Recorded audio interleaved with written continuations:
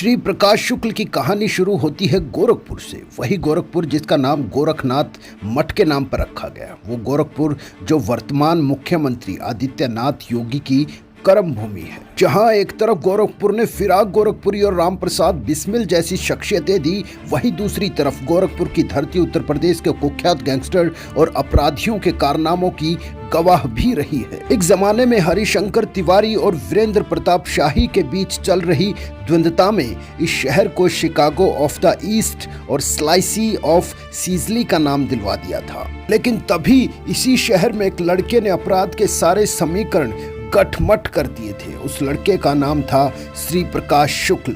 श्री प्रकाश शुक्ल को अच्छे खाने और बॉडी बिल्डिंग का बहुत शौक था। दिल्ली पुलिस और सीमा सुरक्षा बल के पूर्व महानिदेशक अजय राज शर्मा बताते हैं कि श्री प्रकाश शुक्ल एक टीचर का लड़का था। बहुत संपन्न परिवार का नहीं था। वो कुश्ती का बहुत शौकीन था। उसके बाद वो एक दिन अपनी बहन के साथ कहीं बाजार में जा रहा था तो एक तिवारी नाम का लड़का उसकी बहन की तरफ देखकर सीटी बजा देता है, और जब श्री प्रकाश शुक्ल मुड़कर पीछे देखता है तो उसे एक अपशब्द भी निकालता है, जिसे शुक्ला को अपने आपे पर काबू नहीं रहता। उसने दौड़कर उस लड़के को पकड़ा और नीचे गिरा दिया और इतना मारा कि उसकी मौके पर ही मौत हो गई। अब श्री प्रकाश को पुलिस का डर सताने लगा था कि कहीं पुलिस उसे पकड़ ना ले। वो देश को छोड़कर भाग गया और कुछ साल बैंकॉक में रहने के बाद वो हिंदुस्तान वापस आ गया। अब वो शराफत की जिंदगी जीना चाहता था, लेकिन बिहार से सटे कुछ गैंग और माफिया थे जो नौजवानों को प्रभावित करते थे। श्री प्रकाश शुक्ल लंबी कदकाठी का नौजवान था, तो वहाँ के एक बाहुबली माफिया को वो पसंद आ गया। श्री प्रकाश शुक्ल किसी गैंग में तो शामिल नहीं था, लेकिन वो दिन रात तड़पता था किसी ऐसे गैंग में शामिल होने के लिए कि जहां एकदम उसका नाम बुलंदियों पर पहुंच जाए। उस वक्त उत्तर प्रदेश के अपराध जगत में दो लोगों का बहुत बड़ा नाम था, हरिशंकर तिवारी और वीरेंद्र प्रताप शाही। अब श्री प्रकाश शुक्ला ने ठान लिया था कि अब अपराध जगत में सिर्फ उसके नाम का ही डंका बजेगा। समय था 1997 का। श्री प्रकाश शुक्ला के जीवन को नजदीक से देखने वाले और बरेली रेंज के डीआईजी राजेश पांडे बताते हैं, जनवरी 1997 में सबसे बड़े लॉटरी व्यवसायी को लातूस रोड पर 25-30 गोलियां मारी, जिससे मौके पर ही उसकी मौत हो गई। इसी बीच आलमबाग में ट्रिपल मर्डर हुआ, वो भी ठीक चौराहे पर। फिर 31 मार्च को वीरेंद्र शाही जी की हत्या हो गई। उस दिन रिजल्ट का दिन था। करीबन 400 बच्चे, 400 उनके पेरेंट्स। वहीं पर उसने उलट पलट कर मुंह में, आंख में, नाक में गोलियां मारी। दिल किस तरफ होता है मालूम नहीं था, तो 7-8 गोलियां दाईं ओर और 7-8 गोलियां बाईं ओर मारी। दिन के 10:30 बजे। आप अंदाजा लगा सकते हैं कि कितनी दहशत रही होगी उस समय। रही सही कसर उसने मई में ही लखनऊ के सबसे बड़े बिल्डर मूल राज अरोड़ा को हजरतगंज में उसके ऑफिस से गन पॉइंट से किडनैप किया। 2 करोड़ की फिरौती मांगी। श्री प्रकाश शुक्ल सिर्फ यहीं पर ही नहीं रुका। अगस्त 1997 को उसने उत्तर प्रदेश विधानसभा के पास दिलीप होटल में 3 लोगों को गोली से उड़ा दिया। श्री प्रकाश शुक्ला के आपराधिक जीवन का सबसे बड़ा दुस्साहस ये था कि उसने उत्तर प्रदेश के तत्कालीन मुख्यमंत्री कल्याण सिंह की हत्या के लिए 5 करोड़ रुपए की सुपारी ली थी। श्री प्रकाश शुक्ल को न्यूट्रलाइज करने के लिए स्पेशल फोर्स का गठन किया गया। इसका प्रमुख अजय राज शर्मा को बनाया गया। इसमें उस समय के एसपी अरुण कुमार और सीओ हजरतगंज राजेश पांडे को भी शामिल किया गया। इस टीम के सभी सदस्य 35 साल की उम्र से कम के थे। एसटीएफ के पास श्री प्रकाश शुक्ला की कोई तस्वीर नहीं थी, ना ही उसकी शक्ल की कोई जानकारी थी। कहीं से सुराग मिला कि श्री प्रकाश शुक्ल अपने रिश्तेदार के यहाँ बर्थडे पार्टी अटेंड करने आया था, जहां उसकी एक तस्वीर खींची गई थी। बाद में फोटोग्राफर से जब फोटोज मांगे गए तो उन्होंने कहा कि हमने फोटो जला दिए हैं, क्योंकि हमें धमकी मिली थी कि अगर फोटो लीक हुए तो उन्हें जान से मार दिया जाएगा। लेकिन जब पुलिस ने दबाव बनाया तो वहां पर एक छोटी सी लड़की आई और वो बोली कि अंकल मेरे पास उसकी एक तस्वीर है, लेकिन मेरा और मेरे परिवार का नाम नहीं आना चाहिए। पुलिस ने भी भरोसा दिलाया कि तुम्हारा और तुम्हारे परिवार का नाम नहीं आएगा। अब एसटीएफ के पास श्री प्रकाश शुक्ल की एक तस्वीर आ गई थी। इधर श्री प्रकाश शुक्ल को पता चल गया था कि उसकी एक तस्वीर एसटीएफ के हाथ लग गई है, जिससे वो दंग रह गया। वो रोज किसी ना किसी से कांटेक्ट करता था कि आज अखबार में क्या निकला है, क्या छपा है। इंग्लिश उसे आती नहीं थी तो उसने एक लड़के से कांटेक्ट किया।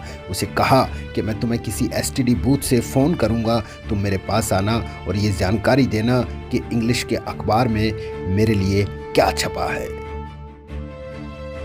जब शुक्ला ने उस लड़के से बात की तो उसने बताया कि भैया आपकी तस्वीर अखबार में छपी है। वो दंग रह गया। उसने कहा कि मेरी तस्वीर जो अखबार में छपी है उसमें मैंने क्या पहना है। लड़के ने कहा भैया आपने जींस की शर्ट पहनी है। वो बोला कि मैंने तो आज तक कभी जींस की शर्ट पहनी ही नहीं।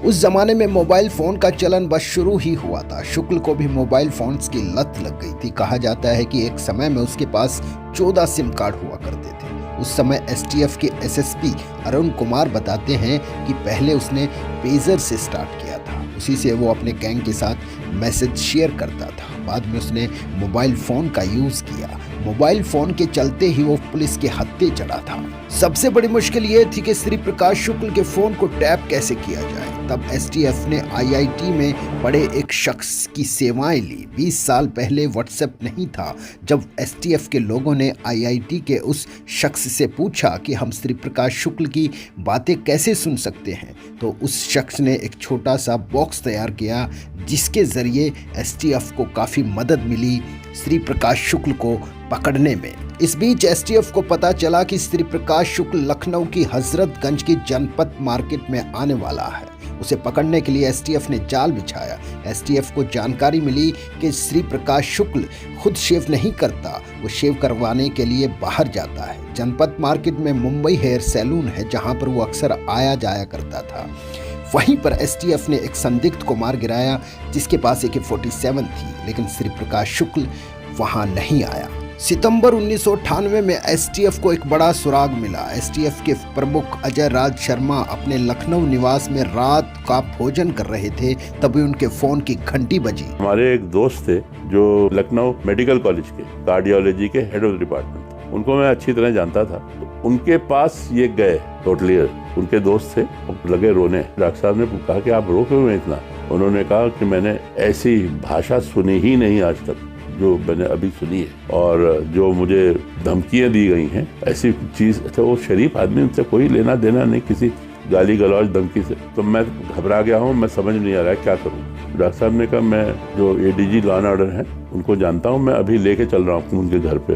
तो उन्होंने मेरे से कहा मैं आ जाऊँ। मैंने कहा कि आज सुबह को आए तो ज़्यादा अच्छा, तो रात हो रही है। नहीं, मुझे अभी बात आपसे करनी है। मैंने ठीक, आ गए, बात ही। उन्होंने कहा साहब उसने मुझे फ़ोन किया, मैंने फ़ोन उठाया और लगा माँ बहन की गाली देने मुझे, और कहने लगे साले तेने इतनी बिल्डिंग बना ली और हमें भूल गया, हमारा कोई हिस्सा नहीं उसमें। उसने कहा कि आप कौन है? कहने लगे कि मेरा नाम नहीं सुना तेने, आके समझाना पड़ेगा कि मैं कौन हूँ। तो उसने बताया मैं श्री प्रकाश बोल रहा हूँ, और देखो जितना तुमने कमाया है उसका 10% जोड़ लो और 2-3 दिन में मेरे पास पहुंचा दो। तो उसने बहुत बिल्डिंग बनाई थी, तो 10% भी बहुत बैठता। उसने कहा मैं कल को फिर फोन करूंगा। तो मैंने कहा कि ये बहुत अच्छा हो गया कि कल को आपसे बात करेगा वो। अजय राज शर्मा ने होटल के मालिक से अनुरोध किया कि अगले दिन जब श्री प्रकाश शुक्ल का फोन आए तो वो बातचीत को लंबा करने की कोशिश करें। देखिए साहब, ज्यादा से ज्यादा मैं तुमसे 1 मिनट ही बात करना चाहता। मैंने कहा मगर आपको कल करना पड़ेगा। तो हमने कहा वो मान लीजिए आपसे कहे कि आपको 1 करोड़ रुपया देना है, तो आप कहिए मैं नहीं दे सकता, मेरे पास है ही नहीं इतना। तो करते करते उससे बार्गेनिंग करिए, 80 लाख 70 लाख करते हुए और टाइम देते जाइए। करते करते बहरहाल हमको ये मालूम हो गया कि ये नंबर इसका ये है। तो उसने दिल्ली वर्ड यूज़ कर दिया कि आज मैं दिल्ली में हूँ या कुछ इस तरह की बात, और मैं परसों को आऊँगा तो रुपया तैयार रखना। तो हमने तुरंत यहाँ के सीनियर जो टेलीफोन के ऑफिसर्स हैं उनको ताल्लुक किया। हमने कहा इमरजेंसी है, ये नंबर है, इसको आप ज़रा सा ट्रेस आउट करिए कि कहाँ से बोल रहा है। तो उसने बताया कि ये वसंत कुंज के पास कोई जगह है जहाँ से बोल रहा है। तो मैंने तुरंत अरुण कुमार से कहा कि आप लीजिए अपनी इसकी टीम जो श्री प्रकाश शुक्ला वाली है, और अभी आप रवाना हो दिल्ली के लिए। श्री प्रकाश शुक्ल की नीली सिलो कार का पीछा किया जाने लगा। उसकी कार का नंबर था HR26G73। असल में ये नंबर नकली था और एक स्कूटर अलॉट किया गया। श्री प्रकाश खुद कार चला रहा था, उसके साथ उसका साथी अनुज प्रताप सिंह और सुधीर त्रिपाठी बैठे हुए थे। जब श्री प्रकाश की कार NH 24 पर चलती हुई इंदिरापुरम के पास पहुंची तो उससे आभास मिल गया कि उसका पीछा किया जा रहा है। एसटीएफ के एसएसपी और रेलवे पुलिस के महानिदेशक अरुण कुमार बताते हैं, हमारी टीम जो है 2-3 टीमें गाड़ियों में इसके पीछे थी और कुछ हम लोगों ने इस ढंग का किया कि उसने अब गाड़ी को उस तरफ मोड़ लिया और कुछ दूर आगे जाने के बाद इसको ये शायद एहसास हुआ कि कुछ गाड़ियां पीछा कर रही हैं हमारी। और एसटीएफ का गठन के बारे में तो ये सुन ही चुका था, जानता भी था, कुछ लोगों को पहचानता भी था। इसको दिखाने के लिए जो एक पीछे गाड़ी थी जो पीछा कर रही थी वो आगे बढ़ गई ताकि उसको ये न भ्रम हो और फिर ये जो है वो उसने दाहिने मोड़ ली कौशाम्बी की तरफ। तब तक हमारी 2 गाड़ियां जो और दूसरी तरफ इस पे वॉच कर रही थी वो दोनों गाड़ियां कौशाम्बी की तरफ गई। उसके बाद एसटीएफ ने उसका इनकाउंटर कर दिया। जैसे ही यह खबर सार्वजनिक हुई तो प्रसार भारती के उस समय के प्रमुख के कार्यकारी अधिकारी राजीव रत्न शाह ने श्री प्रकाश शुक्ल के शव को देखने की इच्छा प्रकट की। श्री प्रकाश के एनकाउंटर में मारे जाने के बाद यह खबर तुरंत मुख्यमंत्री कल्याण सिंह को दी गई। उस समय वो विधानसभा में भाषण दे रहे थे। दोस्तों, आपका इस बारे में क्या कहना है प्लीज़ कमेंट सेक्शन में जाकर बताएं और अगर चैनल पर नए हैं तो प्लीज़ वीडियो को लाइक कर दें और चैनल को सब्सक्राइब कर दें। थैंक यू दोस्तों। जय हिंद, जय भारत।